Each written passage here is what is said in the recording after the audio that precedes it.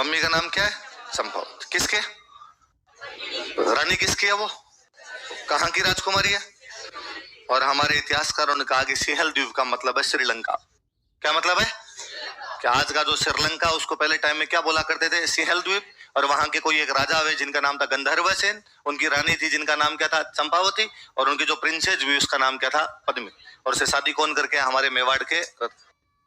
और वो कहानी आप लोगों में से ज्यादातर लोगों ने सुनी होगी कि रतन सिंह जी यहाँ मेवाड़ में राज कर रहे थे। एक बार उनके पास एक तोता आया। कौन आया उनके पास में? और तोते ने आगे रतन सिंह जी का कि रतन सिंह जी यहाँ से 7 समंदर पार। कितने समंदर पार?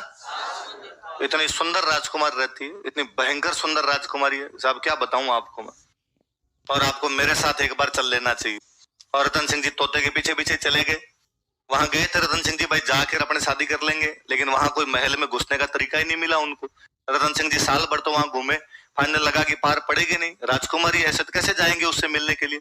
पैसे टके खत्म हो गए तो रतन सिंह जी वहां पे जोगी बन गए, सन्यासी। क्या बन गए?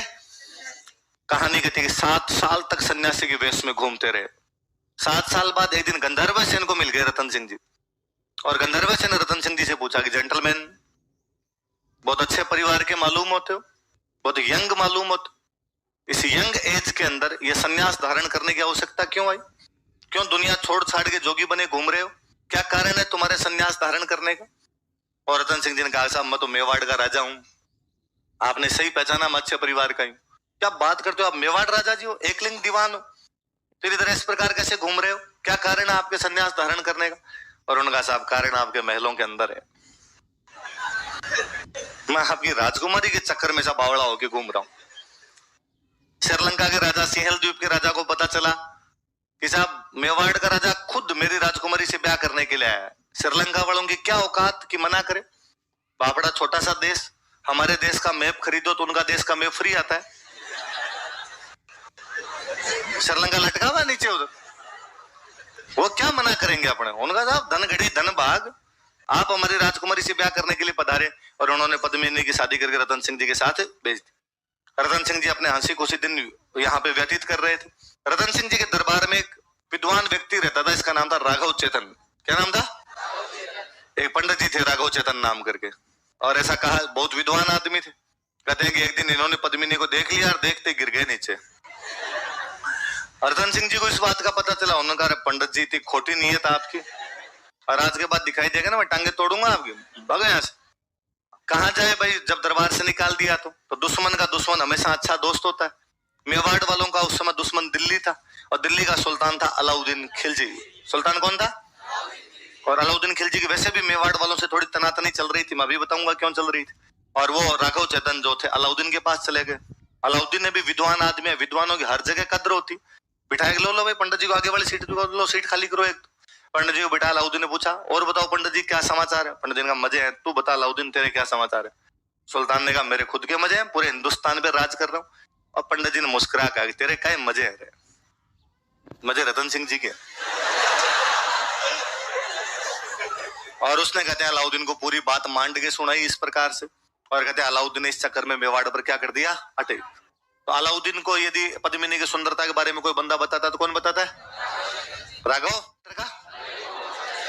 यूपी में अयोध्या के आसपास में एक जगह पड़ती है जौनपुर। कौन सी जगह पड़ती है? जौनपुर का रहने वाला एक राइटर हुआ, जिस राइटर का नाम क्या है? मलिक मोहम्मद जायस। और उसने इस प्रकार की एक पूरी बुक लिखी है। इस बुक का नाम है पद्मावत।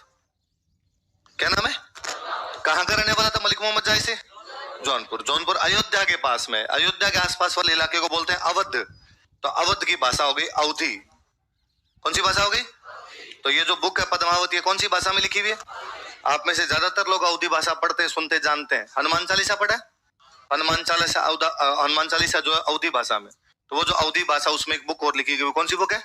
किसने लिखी? 1540 में। कब लिखी?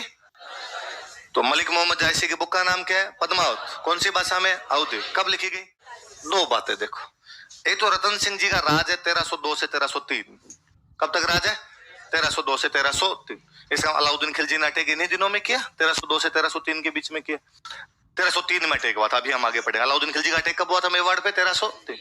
किताब कब लिखी गई?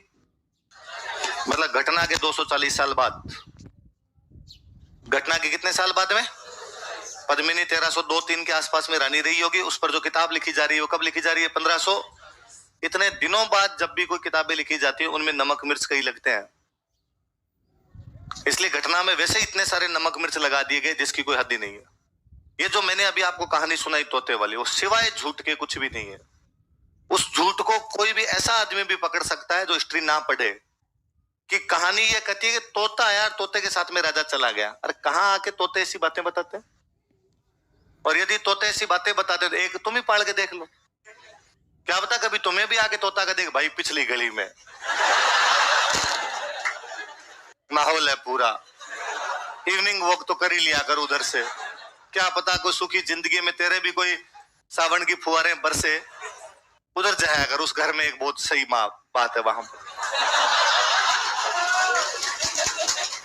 नहीं करता ना तोता ऐसा। और हमने तोतों के नाम तक बता रखेंगे। हीरामन था उस तोते का नाम, मतलब तोते ने पहले आके इंट्रोडक्शन दिया कि माई सेल्फ हीरामन, मैं तुम्हारा भाई हूं, उधर चलना चाहिए, मैं तुम्हारे फायदे की बात कर रहा हूं। कहां होता है ऐसे तोते? फिर आप कहते हो कि साहब वो श्रीलंका गया और 7 साल तक वहां घूमता रहा, वो 1 साल राजा रहा है पूरा। कितने साल राजा रहा है? 1 साल की अवधि के अंदर वो राजा रहा है। फिर तुम कहते हो यार श्रीलंका की राजकुमारी को शादी करके यहाँ पे लेके आ गया, और फिर तुम कहते हो पद्मिनी इतनी सुंदर थी, इतनी ज्यादा सुंदर थी कि नाखून लगे तो खून आ जाए। इतनी वो गोरी रही होगी कि उसके मारवाड़ी कहावत है नख लगे लोही आवे, कि नाखून भी लग जाए तो क्या आ जाए आपके वहां पे, खून आ जाए। मगर कितनी कॉन्ट्राडिक्टरी बात है। पहले तुम कहते हो सुंदर थी, फिर कहते हो श्रीलंका की थी।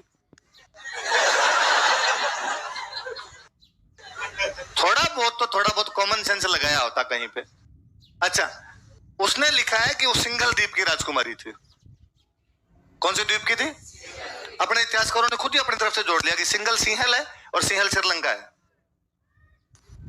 कोई थोड़ा सा भी राजस्थान के सोर्सेज भी देख लेता, कोई लिटरेरी सोर्स देख लेता, राजस्थान किसी अनपढ़ आदमी से बात कर लेता, वो बताता कि पद्मिनी नाम की जो भी रानी थी वो बीकानेर में एक जगह पड़ती है पुगल।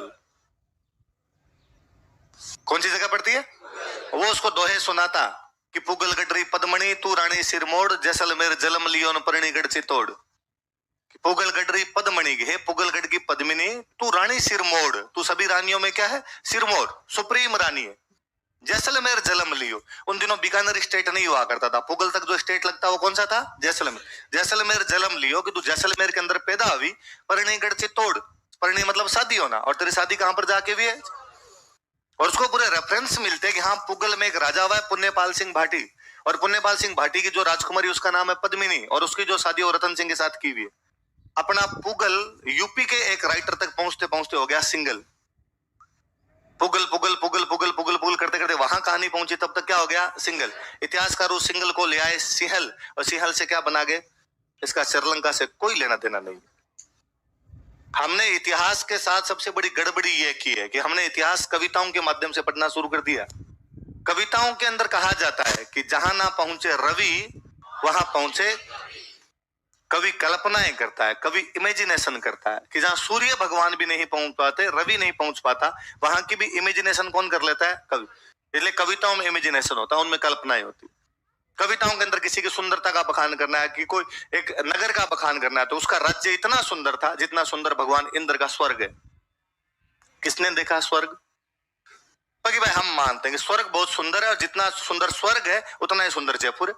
जयपुर का बखान किया तो उसने ये लिख दिया। मैं हमेशा कहता हूँ कि यार कवि की कल्पनाओं के आधार पर देखा जाए तब तो कई चीजें गड़बड़ हो जाएगी। कवि तो बाद में कल्पनाओं में किसी महिला की सुंदरता की जब तारीफ करता है तो कहता है कि उसकी चाल जो थी हिरणी जैसी थी।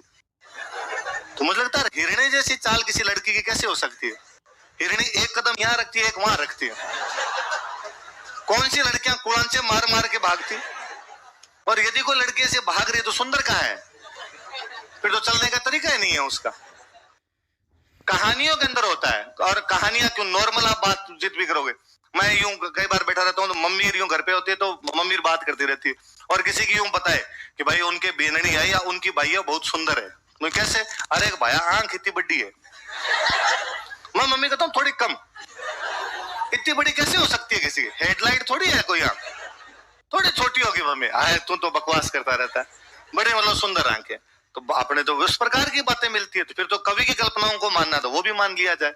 ये ढंग का झूठ है जो पिछले कई सालों से हम पढ़ते हैं कि पद्मिनी श्रीलंका की राजकुमार, गंधर्व सेन और चंपावती नाम की श्रीलंका में आदमी नहीं हुए उस टाइम में।